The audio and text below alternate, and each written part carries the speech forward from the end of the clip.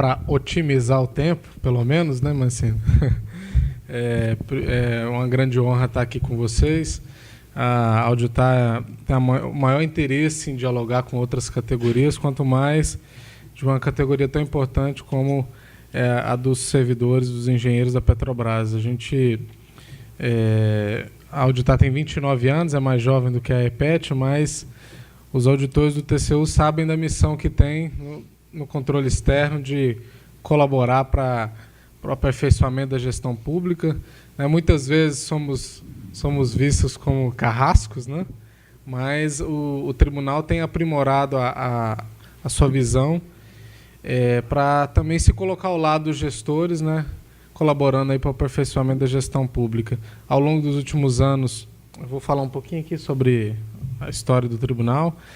Ele não deixou de atuar na área de conformidade, né, condenando nessa área de controle da legalidade, mas também nessa área operacional, através das auditorias, né. O Fiscobras ali aprimorou isso, né, incentivou a realização de mais trabalhos nesse sentido. Embora não possa falar em nome do tribunal, como auditor e como especialista do setor, nós temos também uma preocupação com a saúde financeira, com a saúde da Petrobras. Porque a gente sabe da participação que ela tem no produto interno bruto do país, é um patrimônio de todos os brasileiros. Então, desde os 18 anos, sou servidor público. Então, passei pelo Banco do Brasil, Caixa Econômica, e digo, embora esteja lá no TCU, continuo cuidando dessas empresas, né? E nós temos, sim, essa função de zelar pela melhoria, porque quando a Petrobras cresce, o Brasil também cresce. Bom, deixa eu pegar aqui. Vamos lá. O TCU é um tribunal administrativo, tem sua função constitucional de processo de controle externo, tem mais de 100 anos de fundação, tem um corpo de ministros que faz o julgamento desses processos. Tem um quadro de 4 ministros substitutos também, que tem um Ministério Público junto ao Tribunal de Contas, que faz esse papel de custos legis, de fiscalizar a aplicação. O tribunal, nos últimos 2 anos, aí, acabou sendo mais conhecido aí pela sociedade. A gente compreende isso através do julgamento das pedaladas, do processo das pedaladas, do processo das contas, do parecer prévio das contas de governo. E o que embora nós não nos vangloriamos do resultado político que isso se deu, os auditores têm essa preocupação de sempre responder à sociedade, porque se nós somos servidores públicos e os servidores, colegas da Petrobras, são empregados públicos, empregados do povo, né? Nosso patrão é a sociedade. Então, devemos dar uma resposta à sociedade à altura, e ela olha para essa estrutura, a sociedade olha para a estrutura do TCU, olha para a potência que é a Petrobras, ela, para a Caixa Econômica e outras estatais, ela quer ver uma resposta que seja boa para a sociedade, para o crescimento do país. Então, o tribunal tem que caminhar nesse sentido. Quem não se autocritica, como costumamos dizer, não evolui, né? Então, o tribunal também tem se aprimorado ao longo dos anos, aprimorado as técnicas de auditoria, tem aprendido muito e caminhado nesse sentido. Temos secretarias em todos os estados. Aqui no Rio de Janeiro, nós temos um estado privilegiado, porque tem 2 secretarias do tribunal, uma regional do Rio de Janeiro e uma cuida especificadamente, chama-se SESECs estatais, do BNDES e da Petrobras também. Hoje à tarde estive lá com os colegas, muito trabalho, né? Vocês imaginam a quantidade de problemas, né? Ou seja, muito trabalho para fiscalizar. Nós somos menos de 1.800 auditores espalhados pelo país para cuidar de toda a fiscalização de recursos públicos federais. Então, onde tem dinheiro da União, tem a nossa atribuição de também fiscalizar. O tribunal não atua só através das auditorias, ele faz o julgamento das contas através da tomada de contas especiais, como eu disse, realiza um parecer prévio das contas de governo, como sempre faz, fiscalizando também o processo de desestatização, a avaliação de programas também, atuando através das consultas e analisando denúncias e representações. Então, uma boa parte dos trabalhos que o tribunal realiza advém dessas representações. Então, vocês aí no dia a dia, quando identificam algum problema, também podem, obviamente, representar, provocar o tribunal para realizar essas fiscalizações. Tem as formas de atuação do tribunal: função de julgar, função de sancionar, de corrigir, de fiscalizar. Mas uma das que eu gosto mais é a função de informar a sociedade, né? Porque a gente sabe que, para nós que somos especialistas de controle, nós temos dificuldade, muitas vezes, de olhar, por exemplo, o orçamento público, né? E entender, compreender aquilo. Então, o tribunal tem que facilitar. Ele tem utilizado, tem aprimorado isso aos últimos anos, com o uso da tecnologia da informação. O tribunal tem trabalhado no uso de aplicativos de celular para facilitar, inclusive, o controle das obras públicas, né? Então, essa é uma função que muito nos interessa. Os processos no tribunal têm sempre um norte, né, de prevalência do interesse público como prioridade, também o respeito à ampla defesa e o contraditório, a racionalidade aí dos processos. O processo no tribunal, ele em tese caminha nesse sentido, com exceção do parecer do Ministério Público, que nas auditorias não se tem a necessidade de um parecer definitivo do Ministério Público, prioritariamente nos processos de contas aí, sancionatórios e atos de pessoal. Então, mas nos demais é assim que funciona. Uma unidade técnica, uma equipe de auditoria realiza as fiscalizações, um auditor, ela é submetida ao crivo de um diretor e depois de um secretário. Então, várias pessoas analisam internamente os nossos trabalhos, né? Depois vai para um ministro relator, que detém uma competência, no caso, e depois vai para julgamento pelo plenário ou pelas câmaras, e o tribunal fala através dos acórdãos. Bom, ele, como eu disse aqui, tem atuado mais, não só de forma reativa, mas também de forma preventiva, né, utilizando o caráter pedagógico das suas decisões, e a finalidade do tribunal, sem dúvida, tem de ser de caminhar para melhorar aí a gestão pública como um todo. Nos casos complexos, aí, nesses casos envolvendo a Petrobras, por exemplo, são casos muito complexos, ele também tem atuado, sempre ponderando os interesses, mas buscando uma solução que resguarde aí o interesse público. Eu fiz peguei um leading case aqui, que foi o caso do Comperj, para mostrar como que, é um exemplo, mas para mostrar como que o tribunal tem atuado nesses casos envolvendo a Petrobras. Vou falar de alguns problemas, a visão da Petrobras também nesse processo, e a conclusão aqui muito se assemelha com a que o Mancini colocou. Então, a gente tem um caminhar em conjunto aí, né, de preocupação com a Petrobras. Bom, desde 2002, quando o tribunal já começou a analisar o regulamento de licitações da Petrobras, veja que é a única empresa que tem um regulamento um regime diferenciado, né, de contratações desde 98. O tribunal declarou em 2002 a inconstitucionalidade desse regime, que veio aí na linha do artigo 173 da Constituição, mas que, na visão do tribunal, tem alguns problemas que remetem à sua inconstitucionalidade. A empresa contestou isso, né?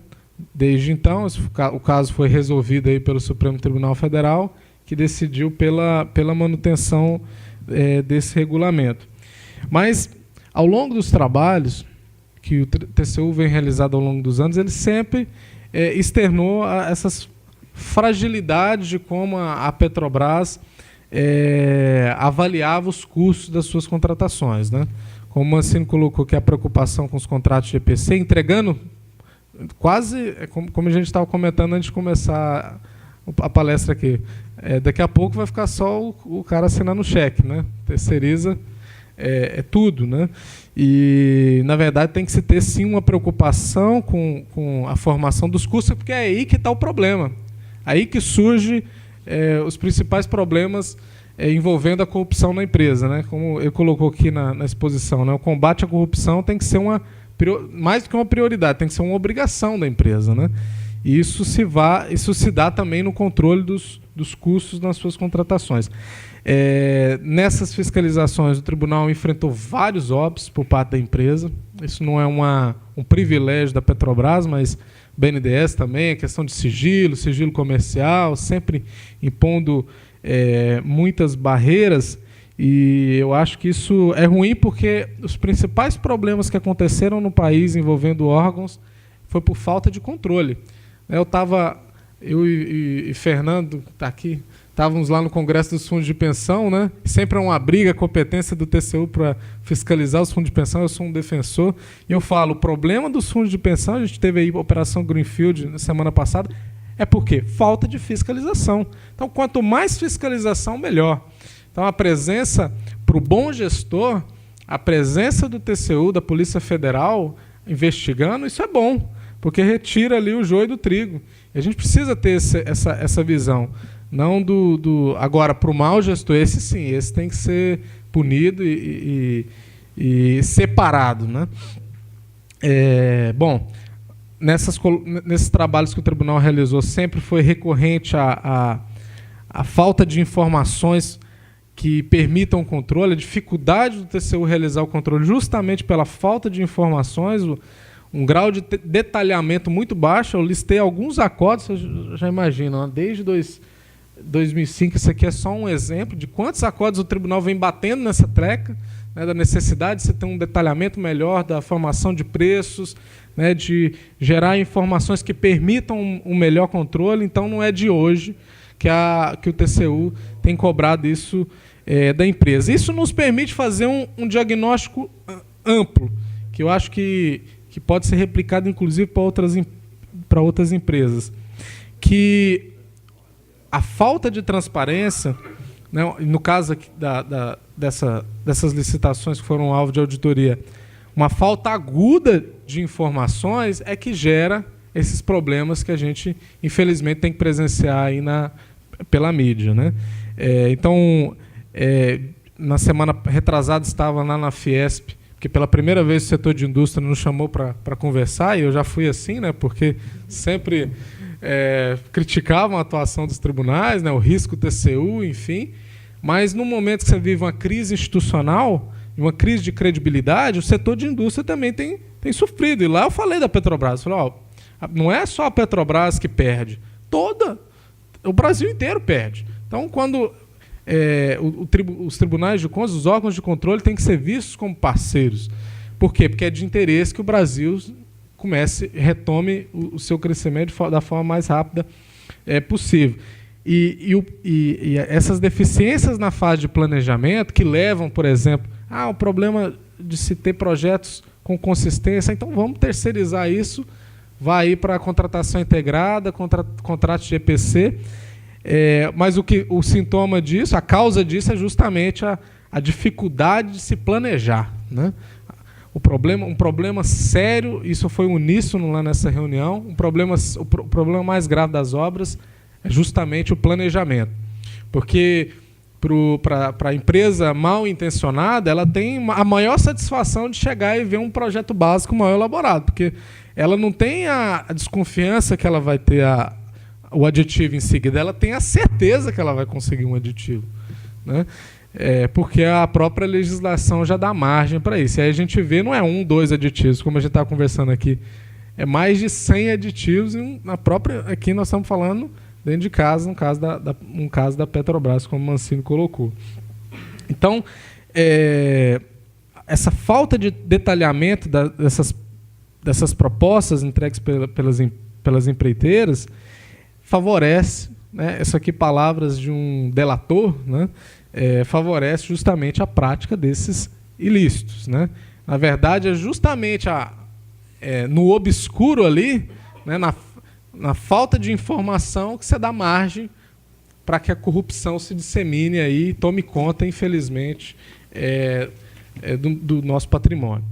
Então, entrando no caso do Comperj, no case do Comperj, TC 007-315, um processo clássico aqui que deu causa aí desde 2011 a várias auditorias. O tribunal realizou nessas obras do Comperj, mas a gente não pode deixar de lado, e é preciso ter bastante atenção disso, da importância socioeconômica, né, desse complexo. Então, ele, por exemplo, foi idealizado com o objetivo de também atender necessidades da empresa, né? Então, a causa é muito boa, né? A iniciativa é muito boa. O problema não está aqui, o problema está na aplicação, né? Porque ele veio para gerar emprego, para gerar renda, com a perspectiva de faturamento significativa, assim como outros projetos que a estatal liderou. Então, é preciso, de início, pensar nisso. Olha, a iniciativa é boa, né? Tinha uma expectativa muito boa. Agora, quando se avança para a aplicação, é aí que reside, é aí que apareceram os problemas. E aí eu peguei um caso, que foi dessa auditoria de 2011, estava no Fiscob de 2011, da Estrada do Convento, um dos projetos aí envolvendo o Comperj. E aí a auditoria se resumia a uma pergunta: o orçamento da obra encontra-se devidamente detalhado e acompanhado das composições de todos os custos unitários de seu serviço? Era essa a pergunta que ia direcionar a auditoria que o tribunal realizou nessa obra. E aí, quais as primeiras críticas que surgiram? Bom, primeira delas, uma ausência por parte da Petrobras da exigência de uma relação de serviços, né, da prestação de serviço, uma discriminação, um detalhamento, né, em termos de quantidade. Eu vou entrar daqui a pouco no demonstrativo de formação de preços, né, porque o tribunal tem uma visão que mesmo o manual da Petrobras ali exige na visão do tribunal exige esse detalhamento, que não é respeitado.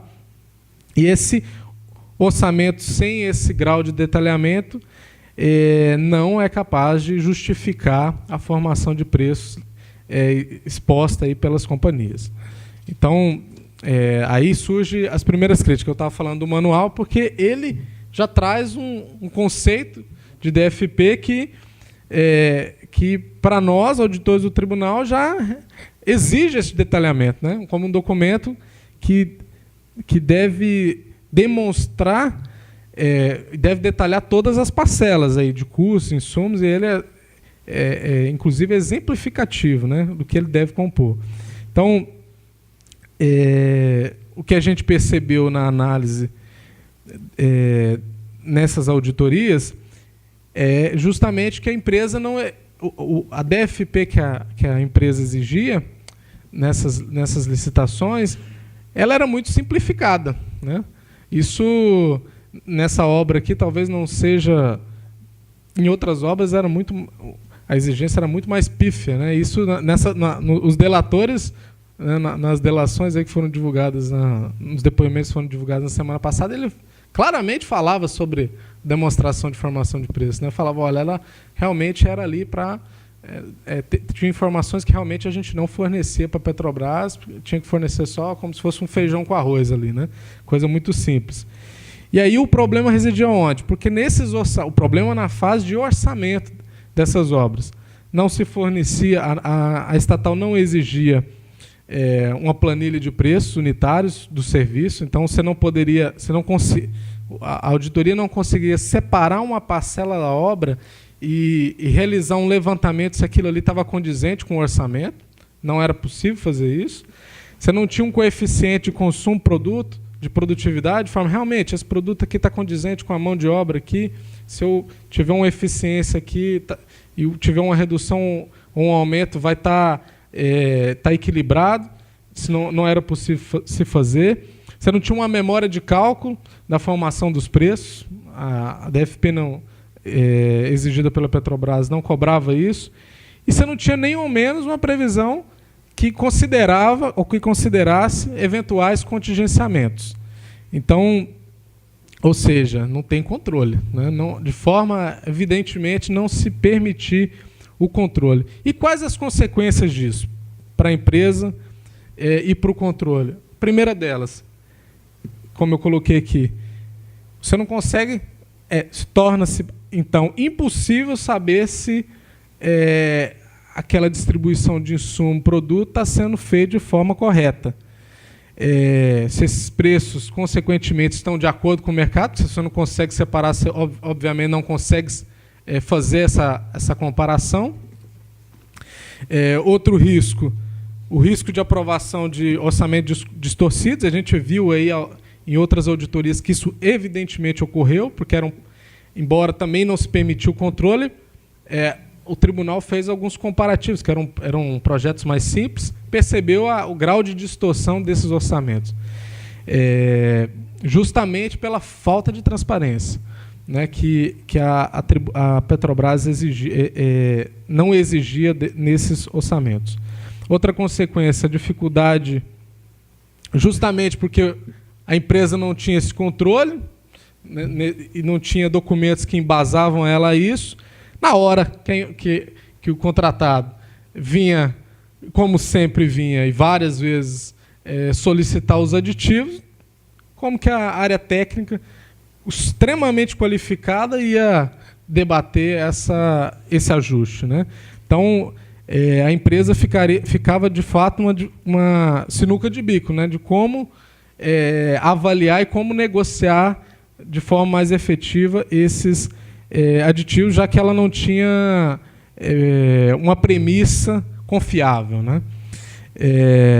Um outro, que eu acho que é o que interessa mais o TCU, na área fim, é o prejuízo do controle. Se você não tem parâmetros, se você não tem informação, você dificulta sobremodo a atuação dos órgãos de controle.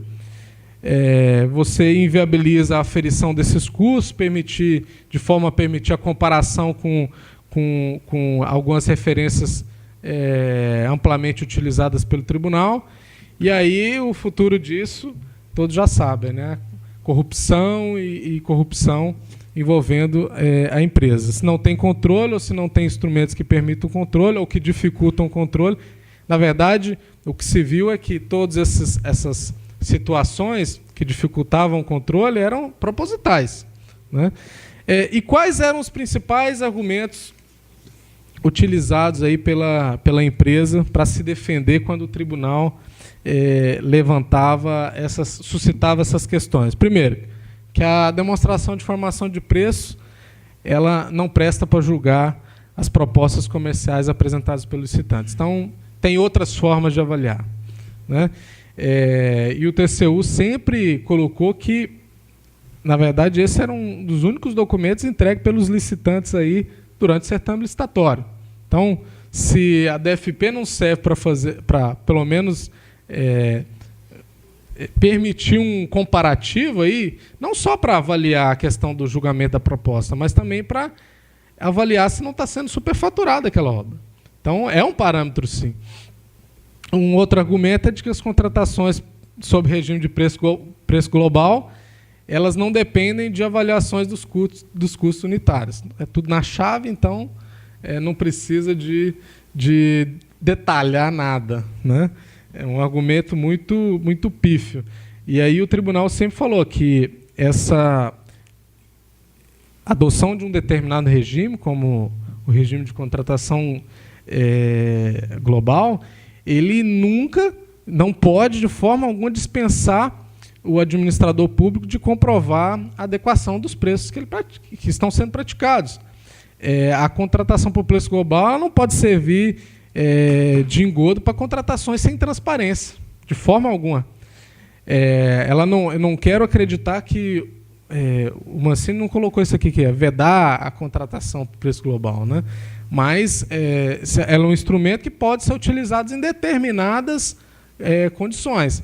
Agora, de forma sem transparência, como vinha sendo executado, obviamente que isso dá margem para a corrupção. Um outro argumento apresentado pela empresa é que a inexistência da norma que obrigasse a Petrobras a exigir esse detalhamento, né? Esse era um dos principais argumentos. Olha, o meu regulamento aqui não me exige que eu, como a 8666 ela exige, eu não a sigo, eu não tenho que detalhar essa composição unitária aí nas minhas contratações. E aí o tribunal sempre falava, olha, tudo bem, embora você não siga a lei de licitações, que exige isso, você está sujeito, como todas as demais empresas da administração pública indireta, a seguir os princípios constitucionais, da isonomia, do julgamento objetivo, do respeito à coisa pública, do respeito ao interesse público, porque isso em vários acordos o tribunal sempre bateu, embora você não siga a lei de licitações, a forma como você encaminha a sua licitação, ela não pode dar margem para que quebre a impessoalidade, que é base aí de um processo licitatório. E aí o tribunal se manifestou nessa auditoria em dois, na verdade, um acordo 621, que depois teve uma redação do acordo 141 de 2015, e determinou que nas contratações que a Petrobras realizasse utilizando esse regime, que ela especificasse, já que ela alegava que havia uma liberdade aí que isso poderia afetar a eficiência dos projetos, que ela especificasse na medida do possível o grau de liberdade que essa empresa teria, porque nem tudo que está sendo contratado ali, nem todo o empreendimento, você tem esse grau de liberdade. Em uma parte você tinha um projeto bem especificado e nesse, na medida do possível, você tinha que ter um controle maior. A elaboração da matriz de riscos, de forma a detalhar de forma mais clara a parcela de risco aí atribuída a determinada empresa. Eu tenho até a motivação aqui do acórdão para exigir isso, que é de forma a definir uma repartição. Acho que o Mancini já leu esse acordo várias vezes, né? De forma a definir uma repartição objetiva de responsabilidades advindas de eventos supervenientes às contratações. Isso aqui, obviamente, para gerar mais uma garantia aí, na verdade, servir de um entrave aos aditivos, né? Porque você não tem uma matriz de risco. A empresa sempre falava, mas eu não consigo prever tudo. Claro que você não vai conseguir prever tudo, mas na medida do possível, na medida que esses riscos forem previstos, eles têm que estar documentados. Para amanhã não servir de justificativa para a contratada, como sempre o fez, de exigir um aditivo justamente num risco que já era previsível quanto da contratação. Então, até para que a empresa tenha noção e documente isso do dimensionamento das propostas apresentadas. Então, como uma exigência aí, essa matriz de riscos. Uma outra exigência, uma outra determinação é o detalhamento de informações nas demonstrações. Essa aqui é um dos pontos que a empresa sempre bateu, né, que não deveria ter esse grau de detalhamento exigido pelo tribunal. Na verdade, o tribunal se baseia aqui em 4 pilares. Ele fala, ó, que eu já tinha colocado antes. Você tem que ter um detalhamento da relação do serviço, uma coisa básica, do serviço, dos insumos previstos para uma obra, com os respectivos preços, quantidades, unidade de quantificação, acompanhada das memórias de cálculo das justificativas, composição e produtividade das equipes de trabalho, para poder fazer justamente o coeficiente com o consumo dos insumos, e que também se registre o contingenciamento que eventualmente seja considerado aí na execução dessas obras. Então, de forma que você tenha um grau maior de transparência e evite aí essa simetria de informações, como o Mancini colocou aqui, né, nas recomendações. Por isso que eu falo que elas se assemelham, elas caminham na mesma direção, a democratização da informação. Você tem um corpo funcional espetacular, mas que é mal utilizado, né? Isso abre margem, obviamente, para a formação dos cartéis. Então, você colocou aqui, e a gente tem que, claro, o TCU e os engenheiros os auditores do TCU e os engenheiros da Petrobras têm que defender a instituição mesmo, porque a Petrobras é nossa, né? E se ela vai mal, se ela caminha mal, nós também temos que colocar o dedo na ferida e apontar os erros aí. E os órgãos de controle também têm que caminhar nessa direção. Uma maior precisão orçamentária, isso é claro, fica notório, e uma discriminação melhor das propostas que já tenham um projeto desenvolvido. Essas, não os contratos de IPC, mas as que já tenham os projetos desenvolvidos, essas têm que ter um grau de detalhamento maior na medida do possível. Bom, eu vou, como tinha combinado com a turma, vou ceder uma parte do meu tempo para um amigo que, coincidentemente, está aqui presente, que é perito federal da área de engenharia da Polícia Federal, que vai expor também um pouquinho sobre como a Polícia Federal tem feito esse acompanhamento das obras e a metodologia, um pouco da metodologia utilizada pela área de engenharia da Perícia Federal. E depois a gente abre para as perguntas e para o debate. Vamos lá.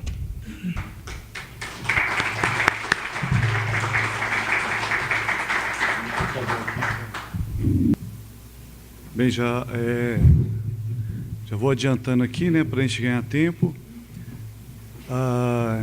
Gostaria de cumprimentar a todos, em nome aqui do Felipe, presidente da APET, em nome do Paulo, presidente da Auditar, e dizer que é um prazer estar aqui com os senhores, compartilhando um pouco de conhecimento e aprendendo também, né? A gente sempre está aprendendo quando a gente está passando também algo, né? Eu vou a apresentação sobre a Perícia Criminal Federal na área de engenharia forense. Vai ser uma abordagem sucinta, até devido ao tempo. Como o Paulo diz, né, ele me convidou a semana passada, fui pego meio de surpresa, mas eu estou aqui honrado por esse convite, né? Preparamos algo que eu creio que vai satisfazer a todos. Meu nome, Isleamer Abdel Kader dos Santos, sou perito criminal federal da área de engenharia civil. Trabalhei no Instituto Nacional de Criminalística em Brasília um período.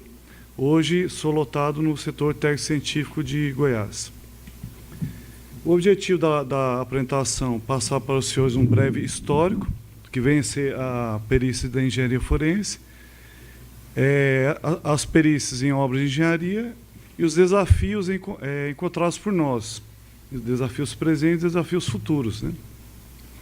Bem, no início, em 97, teve o concurso de 96, em 97 tomaram posse os primeiros engenheiros da área de engenharia forense. Era um concurso só de engenheiro, não tinha separação. Até porque, na época, o foco da Polícia Federal, né, veio da DOPS, do regime militar, depois passou para contrabando, entorpecente, e agora, né, a gente assiste aí o foco mais voltado para a área de corrupção. Então, nessa época ainda era muito incipiente, mas já se percebeu uma demanda reprimida, né? Já em 2003, houve uma contratação já de 8, né? Praticamente dobrou. Em 2005, já pulamos para 40. E com o trabalho da Polícia Federal, dos órgãos de controle, né? Das próprias empresas, como a Petrobras, né? vai melhorando, essa demanda reprimida vai explodindo. E a necessidade de contratar mais gente. Hoje somos em torno de 100, e já tem o estudo que precisamos de 100 mais peritos na área de engenharia civil. Bem, as perícias criminais em obras públicas, no início, eram obras fantasmas, né? Acho que a boa parte que se recorda, né? De obras fantasmas passamos para obras inacabadas, de obras inacabadas passamos, as empresas vão se adequando, os órgãos de controle vão se adequando, a polícia vai se adequando, o sistema vai se adequando, então as empresas começam a fazer as obras efetivamente. Aí passou para outra fase, superfaturamento em quantidade. Novamente vai se adequando e passou-se então uma outra fase relacionada a sobrepreço, superfaturamento e sobrepreço.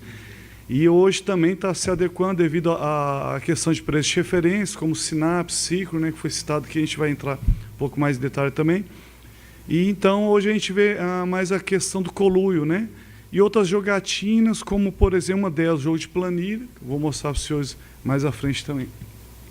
Então, hoje, talvez o foco necessariamente passe para grandes obras de volume, de quantidade, de preço maiores, né? Porque o foco, né, eu acho que, plagiando novamente, né, eu tenho convicção, não tenho provas, né, mas mais de 90% do desvio de verba do Brasil vem de obras públicas, né, do lobby lá no Congresso. Então, a gente tem que focar em obras maiores, obras grandes, né? Aqui, só para encerrar o histórico, aqui está um mapa de 2009 a 2016, das perícias, onde foram feitas perícias de engenharia forense da Polícia Federal. E é interessante, eu coloquei isso aqui só para a gente ter uma ideia, né? A densidade demográfica de obras periciadas ali na região amazônica e na região Nordeste. Veja que o interior do Nordeste, a densidade demográfica lá talvez não é tão maior como outros lugares. Então é um dado a ser analisado. Por que está sendo isso? Qual tipo de obra? Obras pequenas, obras grandes, né? Nesse período foram produzidos mais de 4.000 laudos, apenas para contextualizar. Bem, agora, de forma resumida, o que vemos em uma obra? A obra, inicialmente, quando chega para nós, tem muito inquérito aberto devido à demanda do TCU, CGU e outros órgãos também, e faço uma análise documental. Primeiro vê o valor contratado e pago da obra. Depois, a gente vai fazer o custo de reprodução da obra, em cima do que eu te falei do SINAP ao ciclo, né? São os preços de referência e análise de campo, das quantidades. Então, a gente tem o custo de reprodução da obra. A diferença é o superfaturamento. Já adiantando, o superfaturamento é um dos desafios que nós estamos enfrentando. Vamos enfrentar, eu vou encerrar a minha apresentação falando sobre esse grande desafio. Aqui, desequilíbrios contratuais, jogo de planilha, né? Alguém aqui sabe o que é jogo de planilha? Sabe, né? Acho que não, né? Tá certo. Eu vou explicar de forma bem simples para os senhores entenderem, né? Quem já sabe, é bom recordar. Aqui a gente tem o contrato fictício, né? 20 unidades de tijolo, 10 de cimento, 10 de areia. A empresa 1 entra com o preço global de 300, a empresa 2 de 360, com o preço de referência 380. Então, naturalmente, a empresa 1 vai ganhar a licitação por preço global. Analisando aqui o preço de referência, 9, 11 e 9, vemos que a empresa 2 ela adotou o preço de referência, que a lei de diretrizes orçamentárias, né, faz referência a isso, você pode pegar o preço de referência. O ideal é que dê um desconto, ela deu um desconto aqui. A empresa 1 ela deu um desconto maior, muito grande, só que um sobrepreço no cimento e na areia. O que vai...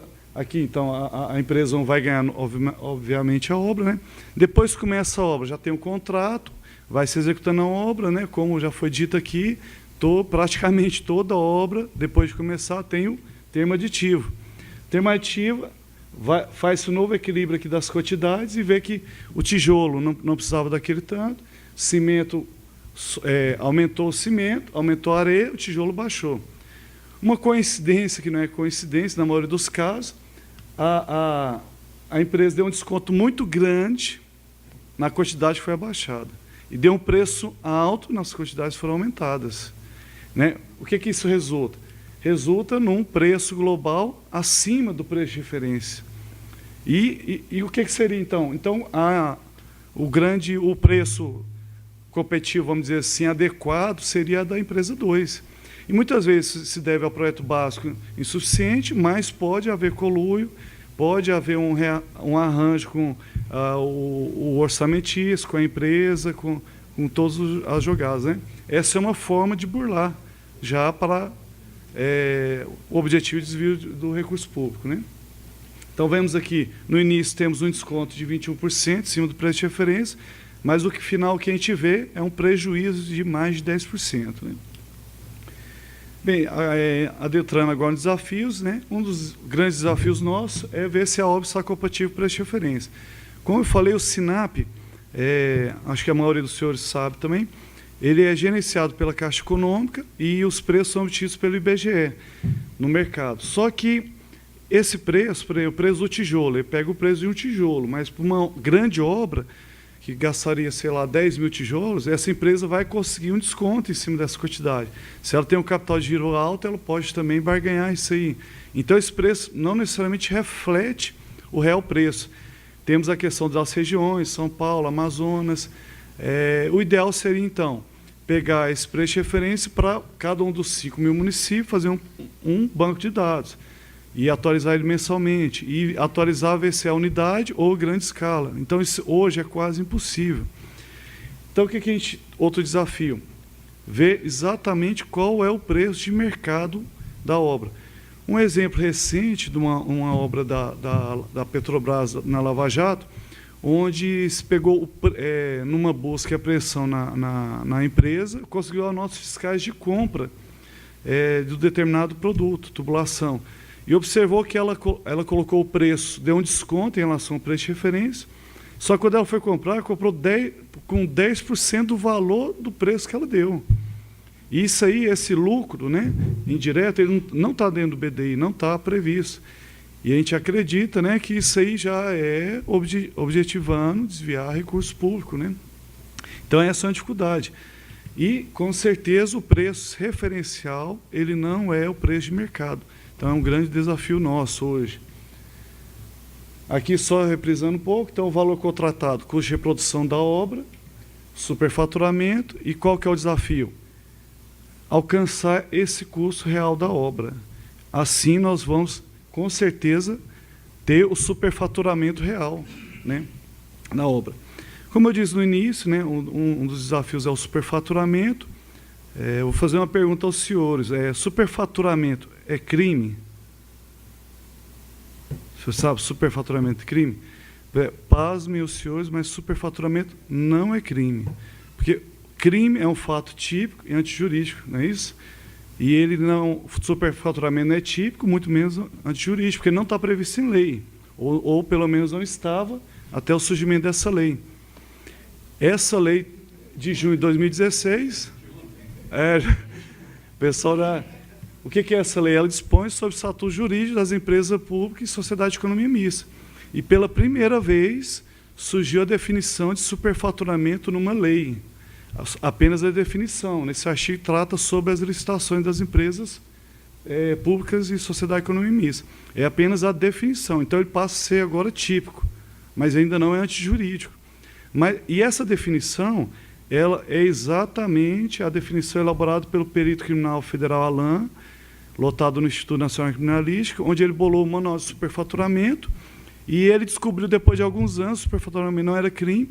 Ele encabeçou um projeto de lei de 2006, proposto pelo deputado Carlos Mota, que encerrou o mandato em 2007. Outros deputados pegaram esse projeto de lei, já foi apensado em outros projetos de lei, está caminhando. A gente não sabe quando que isso aí vai ser crime.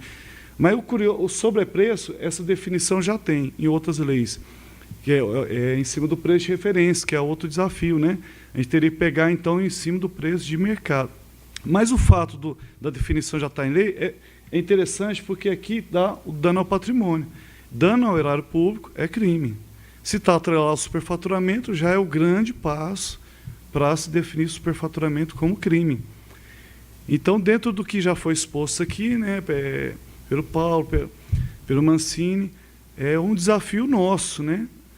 E eu chamo os senhores para observar isso aí, acompanhar e ver que se a gente conseguir adequar, através de controles, órgãos de controle, através das próprias empresas, a Polícia Federal, o foco do desvio de verba pública é reduzido drasticamente. Então, a gente não vai conseguir acabar com isso aí, mas a gente consegue controlar, né? Reduzir bastante. Bem, agradeço aos senhores, está aqui meus contatos, e vamos estar aqui à disposição para os debates também. Obrigado.